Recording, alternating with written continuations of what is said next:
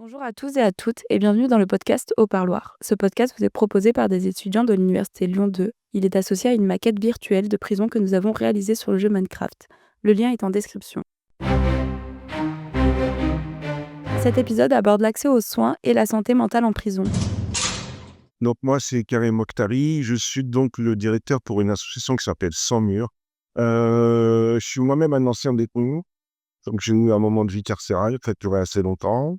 Donc il y a une infirmerie avec des infirmières et peut-être un médecin auquel on peut avoir accès assez difficilement.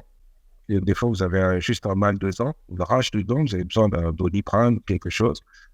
Et en fait, si ça vous arrive à 22h, vous êtes coincé jusqu'à demain qu'un surveillant appelle.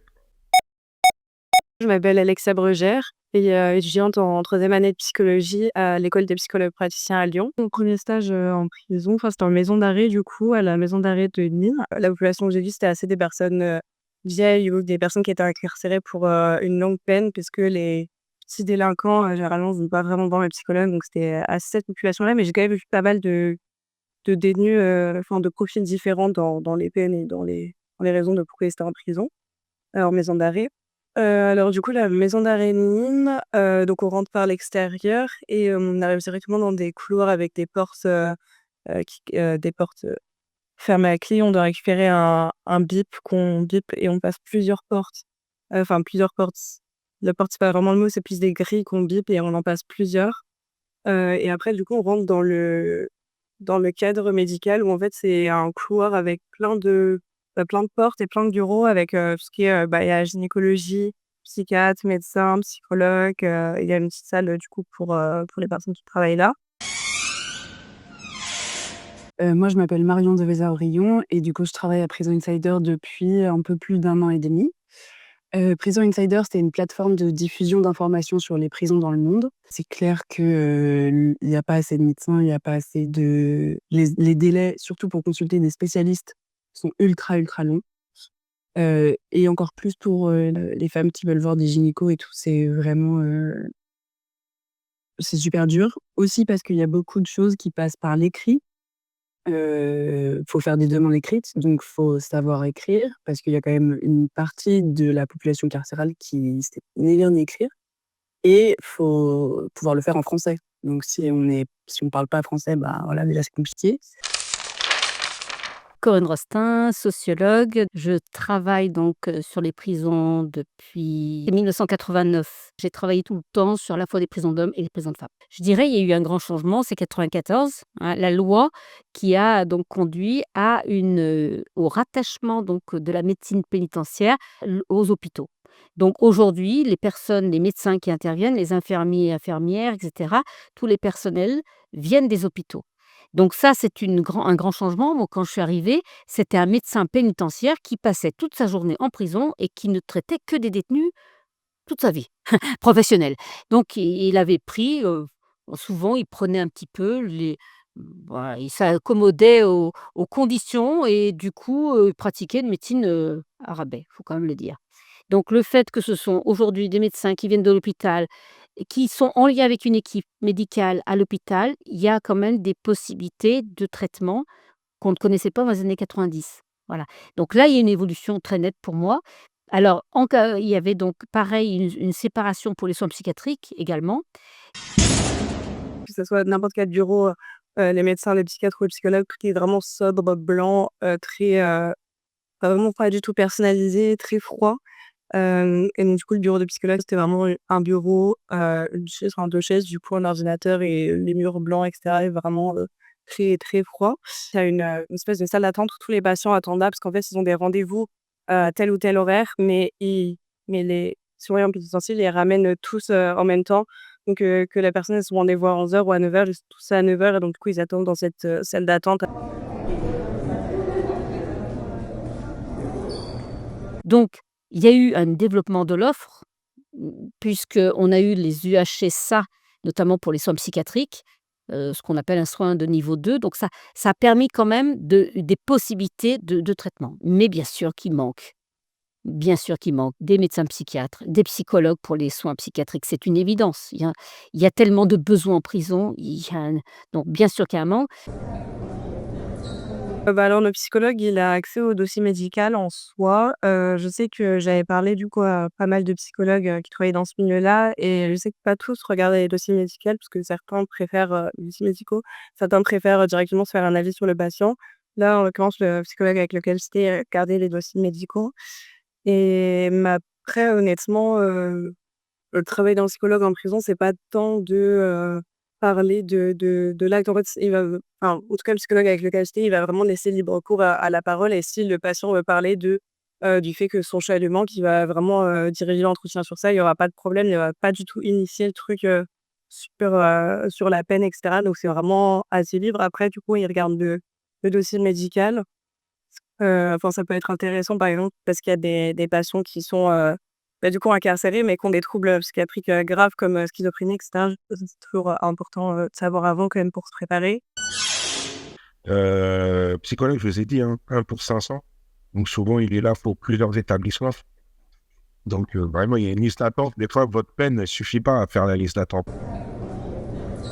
Je pense effectivement qu'incarcérer quelqu'un, ça coûte moins cher que le placer dans un hôpital où il y aura du soin vraiment qui est proposé.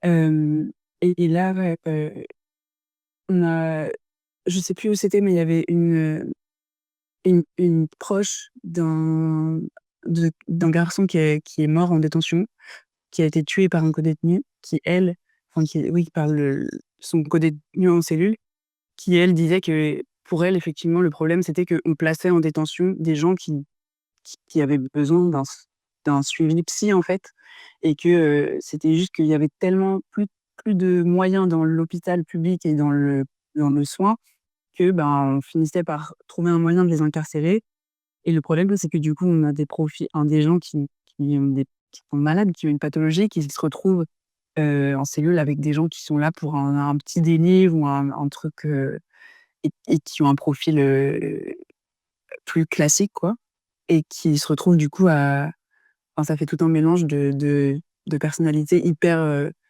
hy ils devraient pas être tous ensemble, ils devraient avoir, des espaces plus grands et en plus, après, le fait d'être dans le cadre de la détention où tout est hyper sous pression, tout est hyper, c'est un milieu hyper violent, heu, bah, ça se passe pas bien et effectivement, je pense que le manque de soins et l'axe c'est un enfin, ça fait qu'augmenter le climat de violence à l'intérieur de la détention et le manque de solutions, appropriées pour certaines pathologies, c'est clair que ça aide pas, quoi.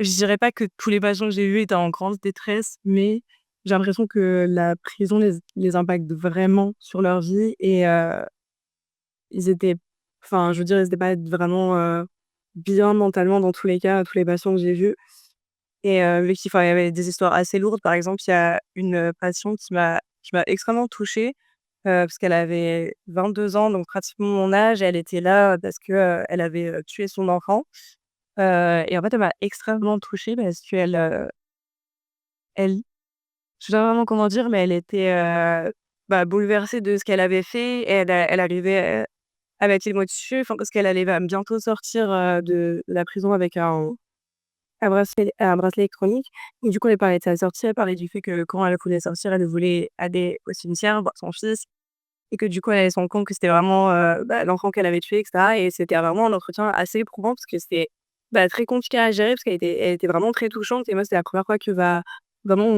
un patient me touchait comme ça et que j'essayais de rester professionnelle.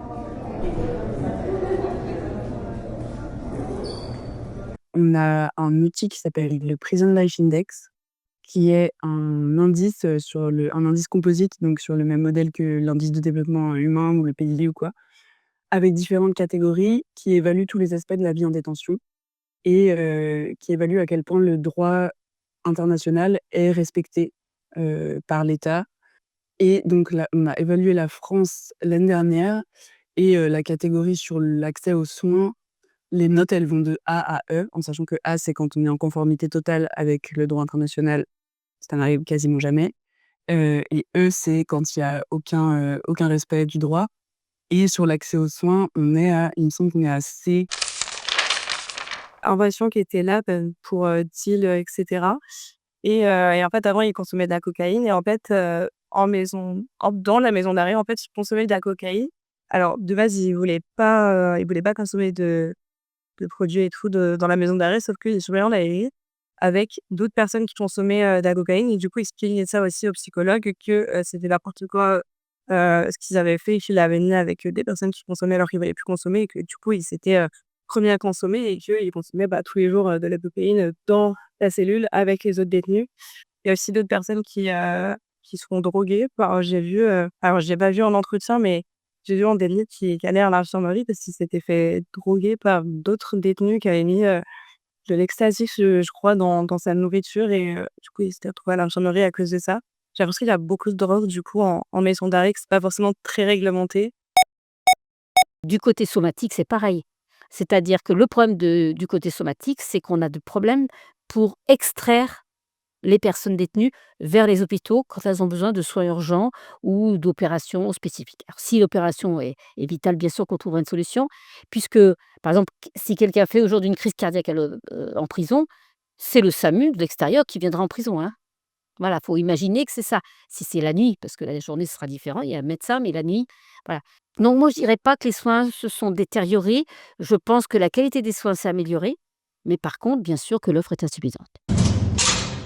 L'ophtalmo, c'est même pas la peine de penser.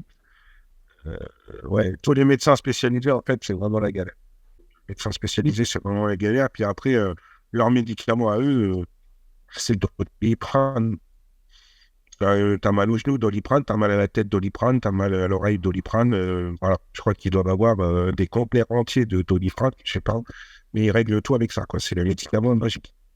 Doliprane.